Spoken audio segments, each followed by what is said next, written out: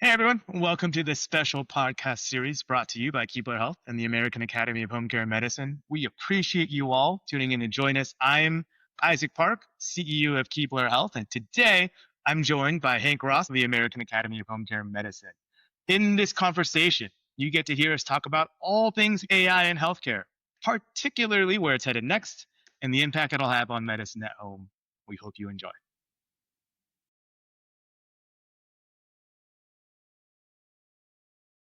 Isaac, hello. Hey Hank, good to see you again. It, Been a it while. is it is great seeing you. How you doing, my friend? We're doing well. We're enjoying life. We're enjoying business. So can't complain. How about yourself? Oh, doing wonderfully well. Wrapping up the summer. Things can be better. What an exciting time to be in healthcare. It is actually pretty remarkable. I would say just in general for technology too, but healthcare especially. It really is, and especially all the at-home services that are taking place. It's just, I feel like I'm at the apex of my career. It's so fun doing this kind of work, I love it. right? I love it. Yeah. Well, I feel like today I can't have a conversation with more than a couple of people that Keebler doesn't come up. We're doing something right. Yeah, yeah. So Harry's doing your marketing. Keep it up, okay? I Yeah, mean, yeah. Whoever it is. Good. you have a great product out there, and it's only getting better. And I'm so thankful we have a chance to chat for a few minutes and get kind of caught up what's going on. But I wanted to ask you for a while, what was your inspiration for starting Keebler?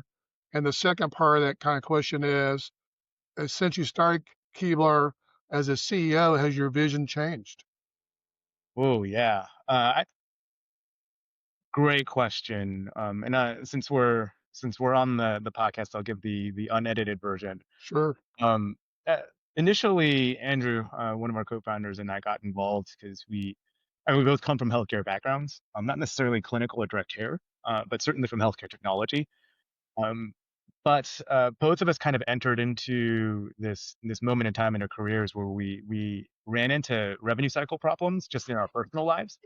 Andrew on an investment that he made, and me on a sort of personal care choice I had to make right around. I was trying to get a screening for something, and I was like, "Whoa, I can't. I don't know how much it's going to be." Right. And I'm from healthcare, so I knew how the system worked. Sometimes that makes it worse. Right. But I knew how the system worked. And so, the more he and I were talking about it, and we just happened to be catching up in that moment, we got to a place where we were like, "Hey, this is a problem, right? We all know it. We've known it for a while. Is there a way that maybe we can sort of chip away at it and just make everyone's lives slightly better, right?" So you can kind of see how we initially jumped in on traditional revenue cycle management, like on the fee for service world.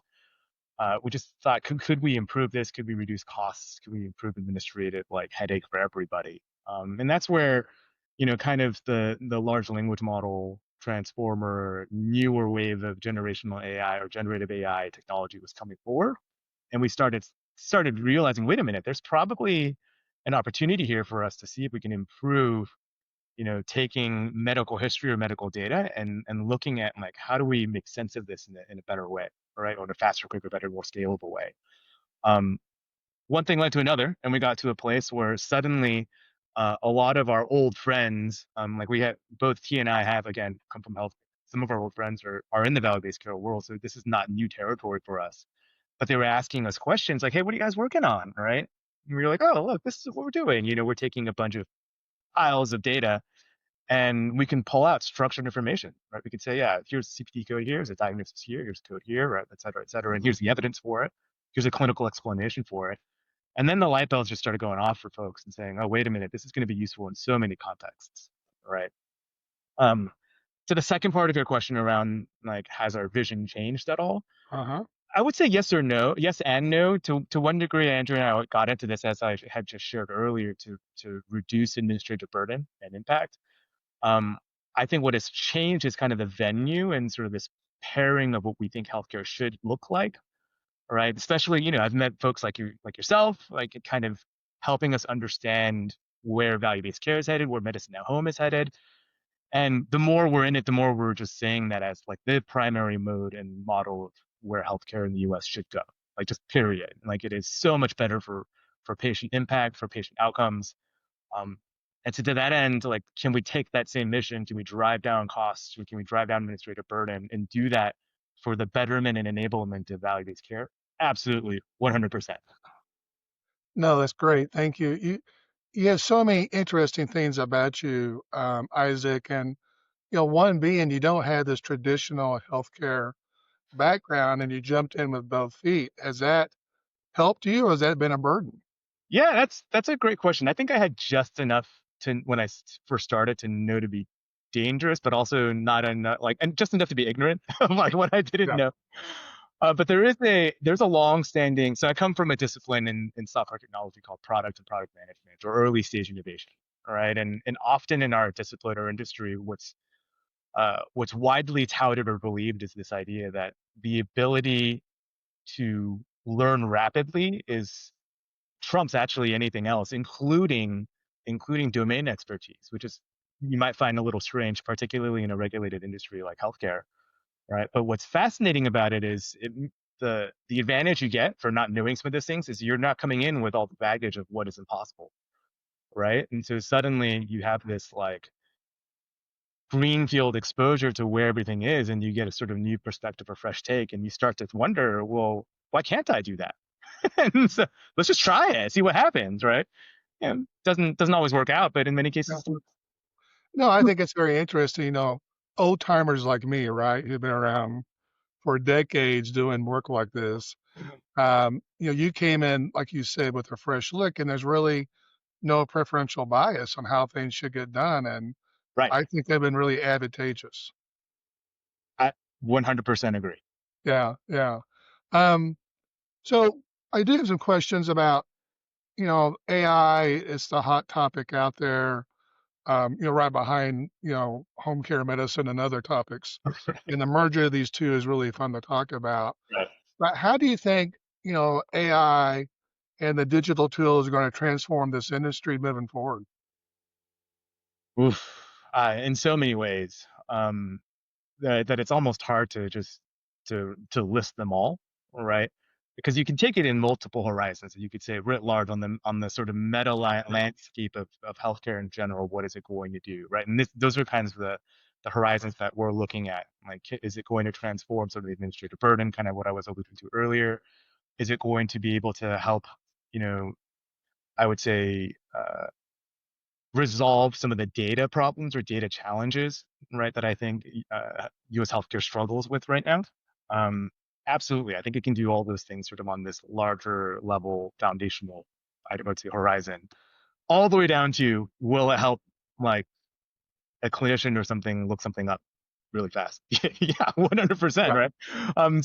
So almost unlike many other, I would say, recent technological landscape shifts, this hits home on productivity almost every level, like individual contributor levels, like clinical levels, organizational levels, technology levels, just all the way up and down the gambit.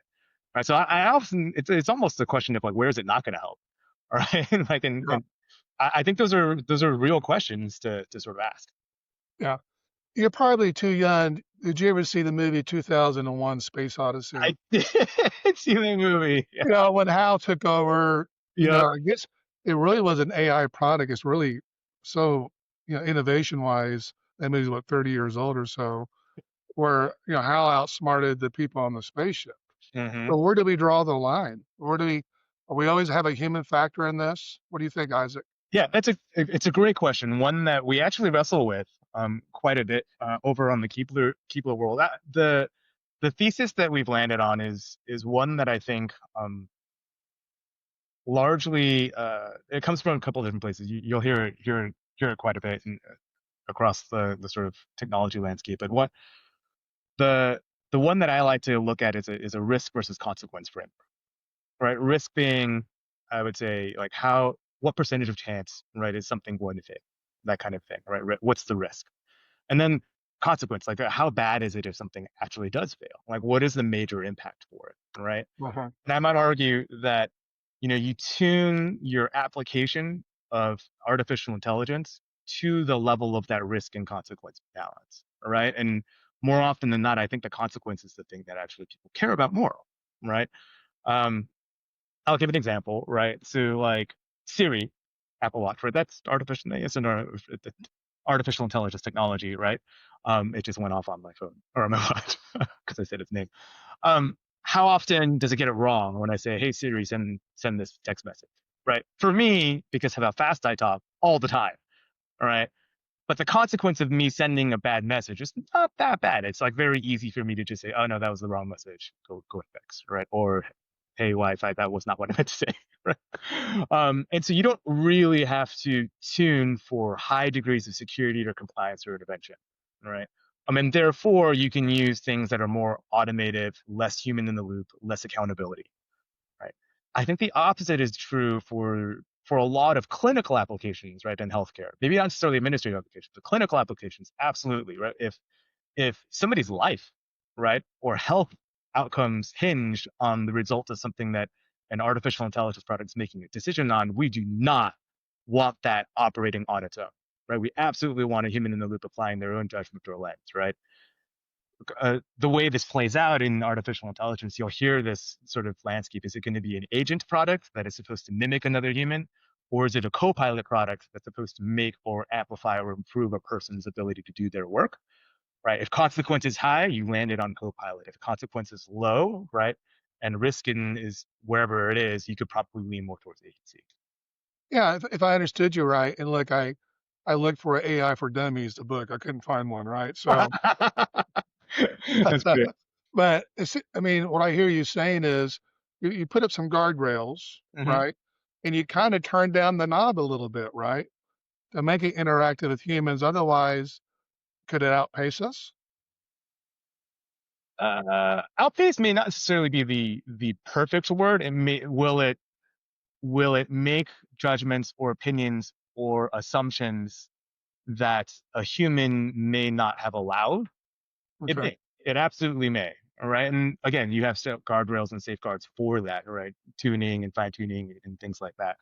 But ultimately, like even in like our industry in the clinical workspace, like nobody's making these decisions in a vacuum or clinical decisions in the vacuum apart from the clinician, right? So to that end, really what we're trying to do is make sure that we're providing tooling for the clinician to make a better, faster, quicker, stronger decision. It's not like clinicians are perfect either, right? So can we make them more perfect by combining them with artificial intelligence tooling? I think so. But there was a study not, I heard something on the news, recently they put some AI compared to a panel of physicians. Mhm. And if I understood it right, the AI outperformed the panel in terms of diagnosing correctly.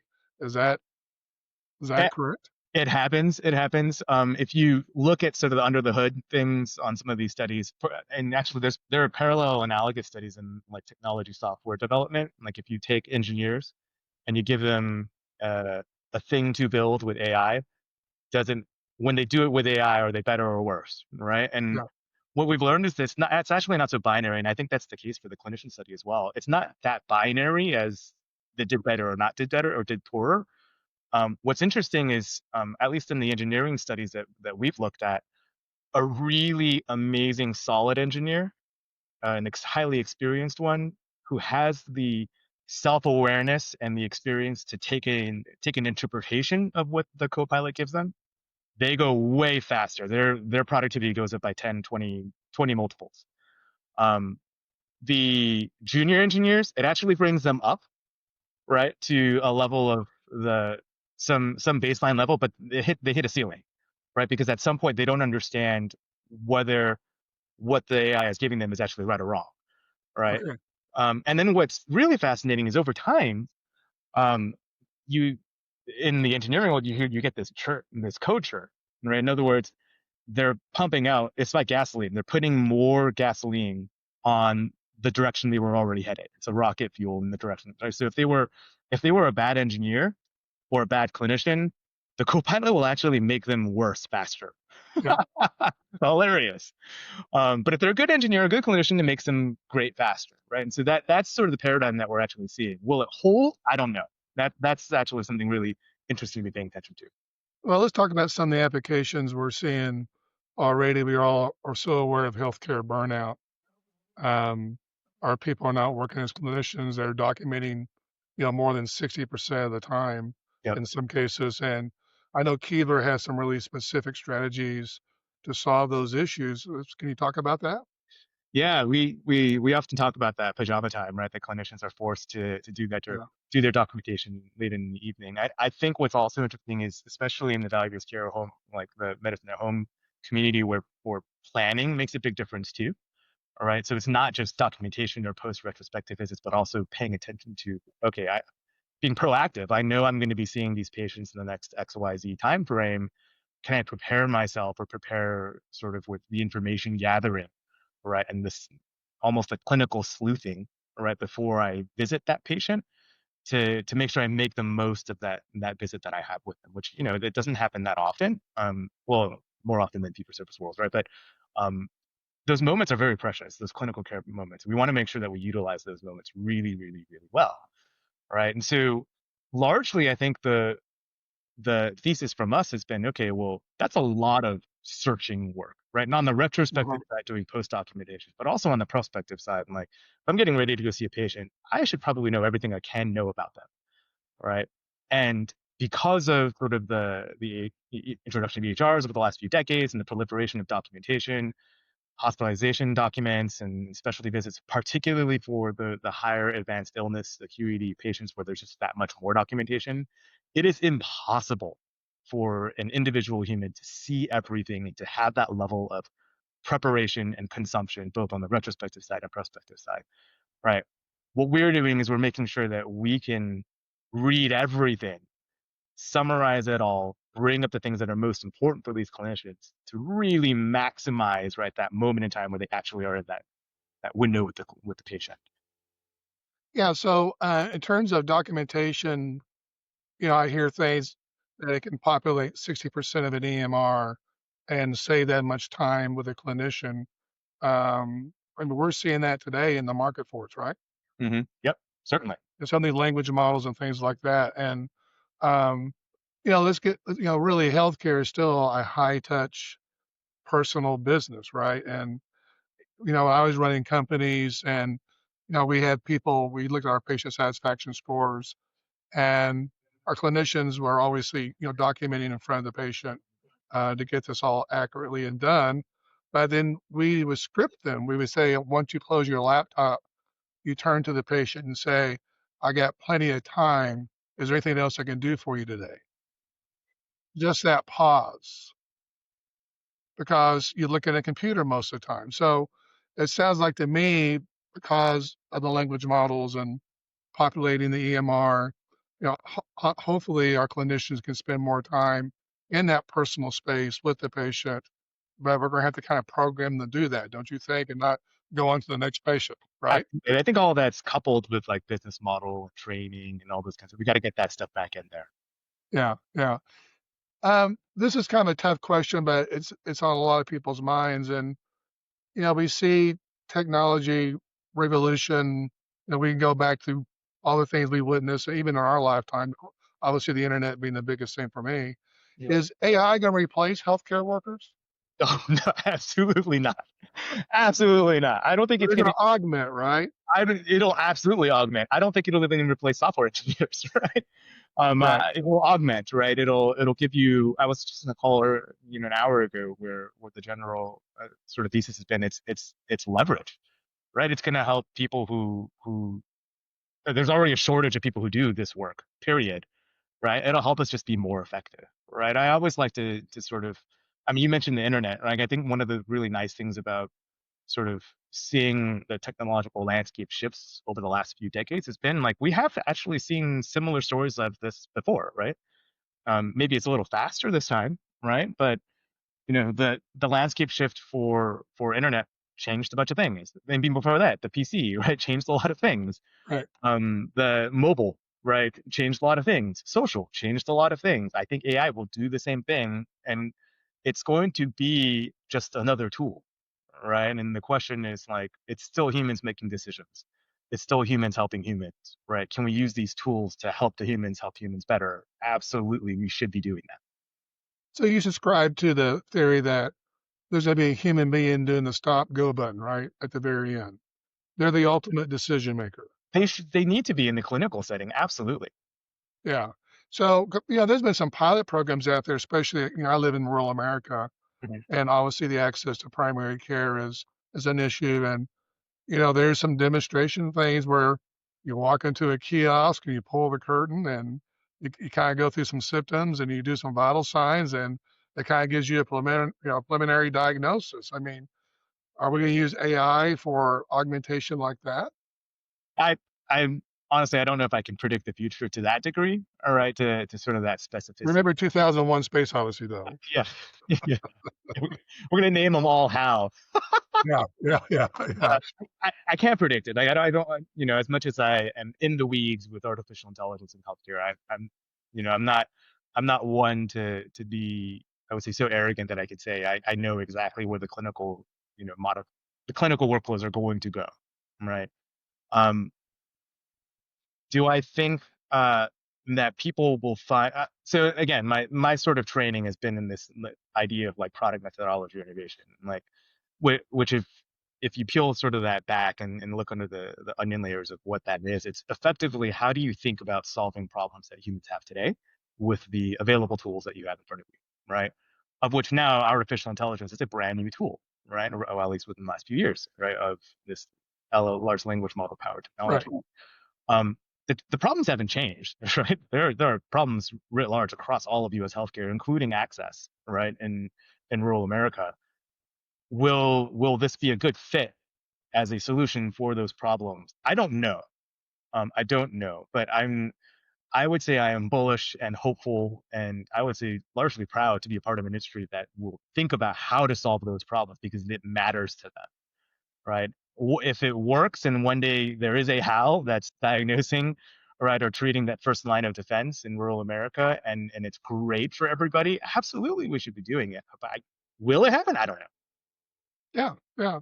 Um, you and I both work in the high needs population. This, 16% of the Medicare beneficiaries who consume 67% of the dollars. Right. And we got to, where we're going to bend the cost curve in this country, we have to address that population. Obviously, the high needs models and some other things are really helping with that. Hmm. Tell me a little bit what AI is doing in the high needs arena in terms of patient identification and tell me a little bit more about how we can use those kind of tools to keep people out of the ED and out of the hospital.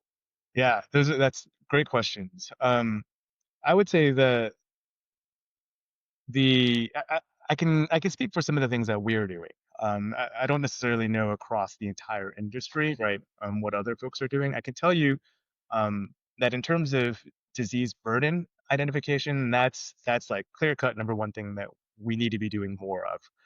I would say what we're seeing is that in the advanced illness population, a significant percentage of these chronic disease or evidence for chronic disease go undiagnosed, right, or undiscovered, right? Is probably a better way of saying it.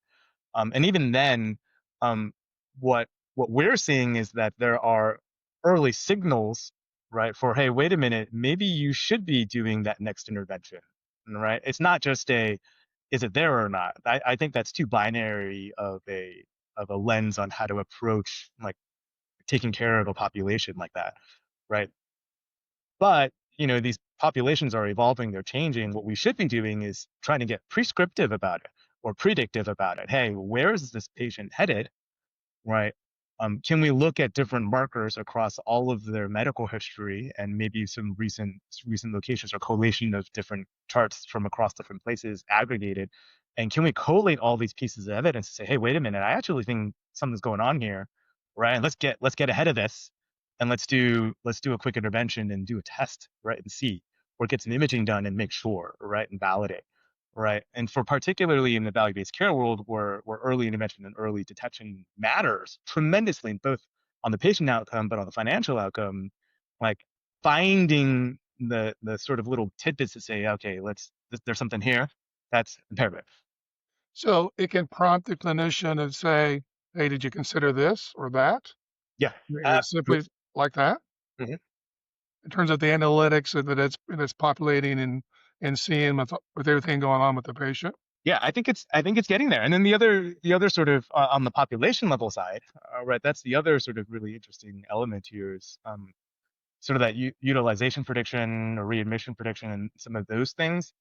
um, a lot of the frameworks that exist right now are not tuned to the advanced illness population. So, these patients might be just fine, right? But on any risk scale, they're like off the charts red, right? And that's not useful, right? You know, if your general population that you're servicing is all in one direction saying, hey, you need to be paying attention. Yeah, of course you need to be paying attention to them, right? Um, so being able to take data, and looking at patients' medical histories and records and seeing what's happening with boots on the ground and correlating all of those things and building prescriptive or predictive models for that population is going to pay dividends beyond everything, particularly because of what you just said, where the vast majority of the U.S. healthcare spend is on them. All right, so you can push that curve down by doing small, fine-tuned things that are tailored specifically for this population. Yeah, no, it's very interesting. Um, I think in terms of, what I've seen firsthand is some of the risk analysis you do and the coding you do Mhm. within Keebler. You really put out a fantastic product at the end, Yeah. and then the man hours you save, right? And just making it more accurate and get it right for the patient, which is the most important thing. Mhm. Um, but your model is a little different than some of the other models on the marketplace. And can you talk about why that is? Yeah, I would say, to use the term to help sort of lay baseline here, we use the term model really to define as any amount of sequence or architecture that yields a result, right? The You had AI models before ChatGPT, right? Even 3, 4, 5 years. I mean, ChatGPT is actually that old, but before then, right, before it was popular, you still had large natural language processing like AI models or machine learning models where what they would do is they would just look at a sequence of patterns and try to predict the next thing, right? Yeah, Um, I would say the to help sort of catch everybody up, like the technology change that we're all actually I like emotionally feeling, I think actually over the last few years has been as a result of a shift in the way that we are looking at these models or executing these models. These newer models don't just take the context of what you're looking at to train that model, which in the past may have just been that one document you're looking at, like think fancy search from the place or whatever, right? But instead, these models now have the context of the entire English history, right? And so it's able to look across all of humans written like data, and then use that as its source context to sort of predict what's next. yeah, And yeah, so uh, the felt result of that is that the interactions of the model predictions feel very human. They come out in natural language, right? They make nuanced distinction between uh, the famous example actually in AI land is like the child rides the goat or the goat rides the child, right? They mean two very different things, right? yeah, But in a really short, small context window, right? And a small AI model might actually think they're equivalent, right? Because it's the exact same words. Um, so this is where like suddenly this new technology is able to provide this massive amount of context, right? And human semantic understanding to things, whereby suddenly things like medical histories, right, or right. documents or doctor's notes suddenly become understandable by a computer. Pretty Yeah, wild. yeah. I know we're getting a few seconds here at the end of our time, but um, I like to know where, I mean, this is moving so fast. Maybe the question is where do you see Keebler tomorrow? But really, my question is where do you see Keebler 3 to 5 years from now? Whew, oh man, I don't know. You're right. You're right. It is traveling at light speed here. Um, I I would like to think that we are making a larger impact on patient outcomes. Right. We are firm believers in the value-based care and the medicine at home space. I just want to see a world in which that becomes a broader norm for how U.S. healthcare is done, and to that end, seeing that broader disease burden go down quite a bit. Like I want to see people's outcomes affect go up, right, tremendously. That's just going to be better for patients. It'll be better for clinicians. It'll be better for the U.S. healthcare system. It'll be better for the U.S. taxpayer. It'll just be better across the board, right? And if we can have technology and this new set of AI to help us get there faster, and I'm a part of that ride, I would consider myself a privileged person. Yeah, yeah. Well, I want to thank you for your time today, Isaac, and more importantly, I want to thank you for Keebler with this relationship with the American Academy of Home Care Medicine. We really value that relationship, and we appreciate you being a partner with us. And um, next time I see you, I read a book on the interpretation of the 2001 Space Odyssey movie. It has to do with the apes and the monolith and Yeah, knowledge. And next time I see you, we'll have a cocktail and I'll explain to you what I read. Um, please do. Please do. I would love your interpretation. all Um, right. Thank you. Thank you so much.